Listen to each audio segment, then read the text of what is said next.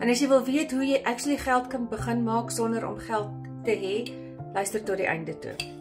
Ek het met 'n paar apps wat ek gratis afgelaai het, 'n baie goeie inkomstestroom verdien. Ek gaan vir jou vandag verduidelik hoe ek dit doen. Ek weet hulle sê jy het geld nodig om geld te kan maak, maar soms het jy net vaardighede nodig. Jy het net die kennis wat jy nodig om geld mee te maak. Kom ek verduidelik julle hoe. Ek het geleer hoe om met Canva te werk. Canva kan vir jou niks kos nie. Dis waar ek begin het. Ek het net eers die gratis een gebruik. Ek het toe geleer hoe om met hom te werk.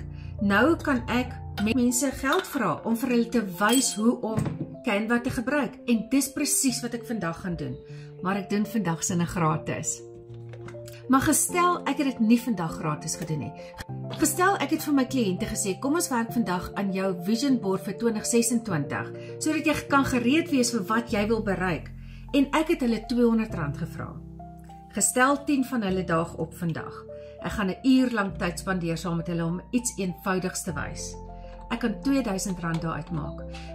Ek het niks betaal om Canva af te laai, om iets te leer en dan vir iemand anders dit te wys en hulle daarvoor geld te vra nie. Dis presies wat ons die week gaan doen. Ons gaan hierdie week 'n 3 dae Canva kursus aanbied, reeds vir mense soos jy. Mense wat nou net Canva kan aflaai, iets gaan kan create en dan kan jy dit gaan herverkoop. Dan kan jy geld daaruit maak. Klink dit vir jou interessant? As jy wil registreer, moet jy natuurlik net vir my vra, dan help ek jou daarmee. Soos ek gesê het, jy het nie geld nodig om te begin geld maak nie. Join ons hierdie week vir die Canva kursus, sodat jy kan begin om groot geld te maak.